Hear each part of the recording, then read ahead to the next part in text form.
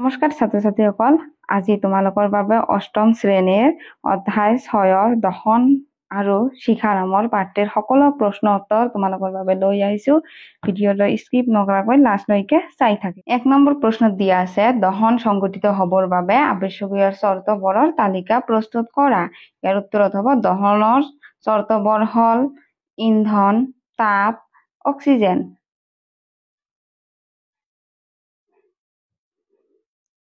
2 নম্বৰত দিয়া আছে খালী ঠাই পূৰ কৰা।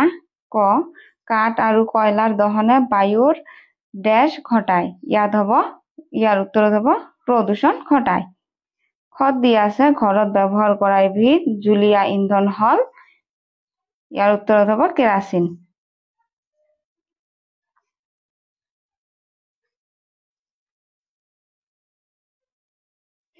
গত দিয়া আছে দহন আৰম্ভ হোৱাৰ আগতে ইন্ধনক তাৰ ড্যাশ লৈ নিশ্চয়কৈ তপতাপ লাগে। ইয়াৰ উত্তৰত হ'ব জ্বলন বিন্দু। ঘত দিয়া আছে তেলৰ দ্বাৰা উৎপন্ন হোৱা জুইক ড্যাশৰ দ্বাৰা নিয়ন্ত্ৰণ কৰিব নোৱাৰি। ইয়াৰ উত্তৰত হ'ব পানীৰ দ্বাৰা নিয়ন্ত্ৰণ কৰিব নোৱাৰি। ইয়াৰ উত্তৰত হ'ব পানীৰ দ্বাৰা।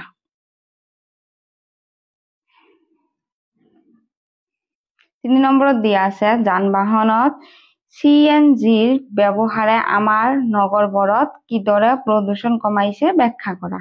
ইয়াৰ উত্তৰত হ'ব যান-বাহনত CNGৰ ব্যৱহাৰে আমাৰ নগৰবোৰত বহু পৰিমাণে প্ৰদূষণ কমাইছে।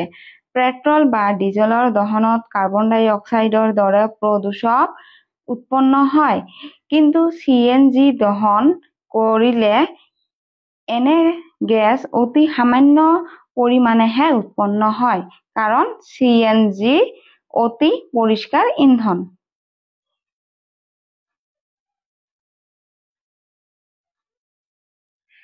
4 নম্বৰত দিয়া আছে ইন্ধন হিচাপে LPG আৰু কাঠ তুলনা কৰা। তোমাক ইন্ধন হিচাপে LPG আৰু কাঠ তুলনা কৰিব হৈছে। ইয়াৰ উত্তৰত হ'ব ইন্ধন হিচাপে LPG আৰু কাঠৰ পাৰ্থক্য হ'ল ক LPG দহনত কোনো অৱশিষ্ট নৰয়, আনহাতে কাঠ দহনত অৱশিষ্ট থাকে, যাক ছাই বোলে। খ LPG সহজে জ্বলি উঠে, আনহাতে কাঠ সহজে জ্বলি নুঠে। গত দিয়া আছে LPGৰ জ্বলনাঙ্ক অতি কম, আনহাতে কাঠৰ জ্বলনাঙ্ক বেছি। LPGৰ কম, কাঠৰ জ্বলনাঙ্ক বেছি। খত দিয়া আছে LPG দহনত ধোঁৱা বেছি নোলায়, আনহাতে কাঠ দহনত যথেষ্ট বেছি ধোঁৱা উৎপন্ন হয়। 5 নম্বৰত দিয়া আছে কাৰণ দৰ্শোৱা। ক বৈদ্যুতিক আহিলা জড়িত জুইক নিয়ন্ত্ৰণ কৰিবলৈ পানী ব্যৱহাৰ কৰা নহয়। ইয়াৰ উত্তৰত হ'ব বৈদ্যুতিক আহিলা জড়িত জুইক নিয়ন্ত্ৰণ কৰিবলৈ পানী ব্যৱহাৰ কৰা নহয়, কাৰণ পানী বিদ্যুতৰ সুপৰিবাহী। পানীৰে বিদ্যুৎ চালিত হৈ পানীৰে জুই নুমুৱা জনৰ বিপদ ঘটিব পাৰে, সেয়ে পানীৰে বৈদ্যুতিক আহিলা জড়িত জুইক নিয়ন্ত্ৰণ কৰিব নোৱাৰি। খত দিয়া আছে ঘৰুৱা ব্যৱহাৰৰ বাবে কাঠতকৈ LPG অধিক ভাল। ইয়াৰ উত্তৰত হ'ব LPG দহনে ধোঁৱাৰ সৃষ্টি নকৰে, পাত্ৰৰ তলিতো কাজল নহয়, তাপ বেছিকৈ দিয়ে।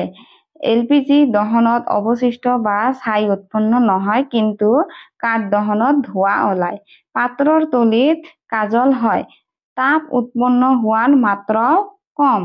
কাঠ দহনত অৱশিষ্ট বা ছাই উৎপন্ন হয়, সেয়ে ঘৰুৱা ব্যৱহাৰৰ বাবে কাঠতকৈ LPG অধিক ভাল। গত দিয়া আছে কাগজ এখনত সহজে জুই লাগে, আনহাতে এলুমিনিয়াম পাইপত মেৰুওৱা কাগজত সহজে নালাগে। ইয়াৰ উত্তৰত হ'ব কাগজৰ জ্বলনাঙ্ক কম, আনহাতে এলুমিনিয়ামৰ জ্বলনাঙ্ক বেছি, সেইবাবে কাগজ এখনত সহজে জুই লাগে, আনহাতে এলুমিনিয়াম পাইপত মেৰুওৱা কাগজত সহজে জুই নালাগে। 6 নম্বৰত দিয়া আছে মমবাতি শিখা এটাৰ চিত্ৰ আঁকি চিহ্নিত কৰা। ইয়াৰ উত্তৰত হ'ব মমবাতি শিখা এটাৰ চিত্ৰ তোমালোকক অংকন কৰিব দিছে। এইটো তোমালোকৰ মমবাতি শিখাৰ চিত্ৰবিলাকৰ নাম সৰ্বাধিক তপত, মধ্যমীয় তপত, সৰ্বনিম্ন তপত মোমবাতি, সম্পূৰ্ণ দহন হোৱা বহিমণ্ডল নীলা, এইটো আংশিকভাৱে দহন হোৱা মধ্যমণ্ডল হালধীয়া, আৰু এইটো হৈছে দহন নোহোৱা মমৰ আটাইতকৈ ভিতৰৰ মণ্ডল কলা।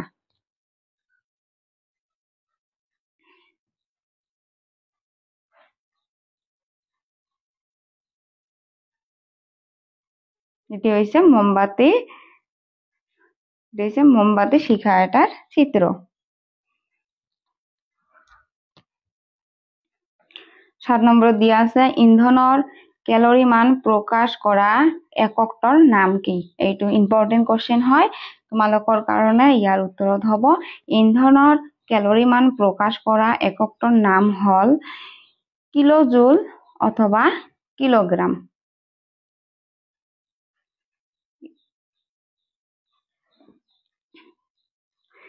8 নম্বৰত দিয়া আছে কাৰ্বন ডাই অক্সাইডে কেনেকৈ জুই নিয়ন্ত্ৰণ কৰিব পাৰে ব্যাখ্যা কৰা। ইয়াৰ উত্তৰত হ'ব কাৰ্বন ডাই অক্সাইড অক্সিজেনতকৈ বহুত গধুৰ। কাৰ্বন ডাই অক্সাইড গেছে জুইক কম্বলৰ দৰে ঢাকি ধৰে। এনে হোৱাৰ বাবে বায়ুৰ অক্সিজেনৰ লগত জুইৰ সংযোগ বিচ্ছিন্ন হয়। অক্সিজেন অবিহনে জুই নজ্বলে, গতিকে জুইকুৰা নুমাই যায়। এইদৰে কাৰ্বন ডাই অক্সাইডৰ দ্বাৰা জুই নিয়ন্ত্ৰণ কৰিব পাৰে।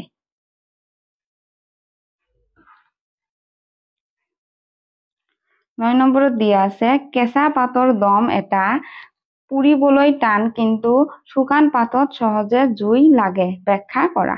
ইয়াৰ উত্তৰত হ'ব শুকান পাতৰ জ্বলনাংক কম, আনহাতে কেঁচা পাতৰ জ্বলনাংক বেছি। সেয়েহে শুকান পাতৰ দম এটাত সোনকালে জুই লাগে কিন্তু কেঁচা পাতৰ দমত সিমান সোনকালে জুই নালাগে। 10 নম্বৰত দিয়া আছে সোণ আৰু ৰূপ গলাবলৈ সোণাৰী এজনে শিখাৰ কোনটো মণ্ডল ব্যৱহাৰ কৰে ব্যাখ্যা কৰা। ইয়াৰ উত্তৰত হ'ব সোণ আৰু ৰূপ গলাবলৈ সোণাৰী এজনে শিখাৰ বৰ্হি মণ্ডলটো ব্যৱহাৰ কৰে, কাৰণ এই মণ্ডলৰ উত্তাপ সৰ্বাধিক, উষ্ণতা প্ৰায় 800 ডিগ্ৰী সেলসিয়াছ, আৰু এই মণ্ডলটো উজ্জ্বল নহয়।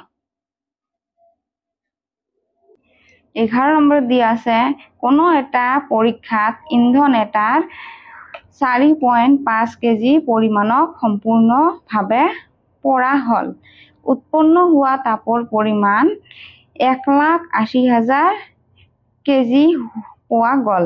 ইন্ধনটোৰ ক্যালোৰি মান গণনা কৰা।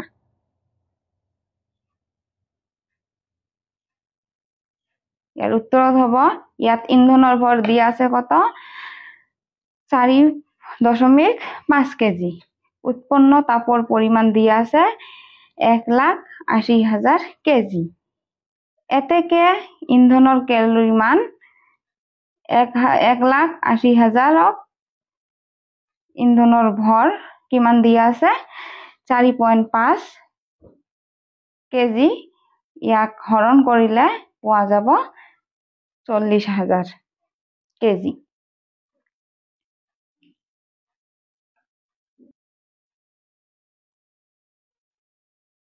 12 নম্বৰত দিয়া আছে মামৰ ধৰা প্ৰক্ৰিয়াটোক দহন বুলি কব পাৰি নে আলোচনা কৰা। ইয়াৰ উত্তৰত হ'ব মামৰ ধৰা প্ৰক্ৰিয়াটোক দহন বুলি কব নোৱাৰি। এই প্ৰক্ৰিয়াত এক ৰাসায়নিক বিক্ৰিয়া মাথন।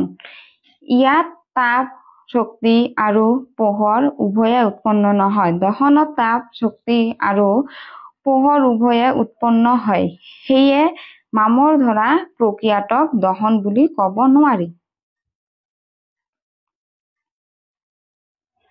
13 নম্বৰত দিয়া আছে আবিদা আৰু ৰমেশে এটা পৰীক্ষা কৰি আছে য'ত বিকাৰত পানী তপতাপ লাগে। আবেদাই মমবাতি শিখাৰ হালধীয়া অংশৰ ওপৰত বিকাৰটো ৰাখিলে।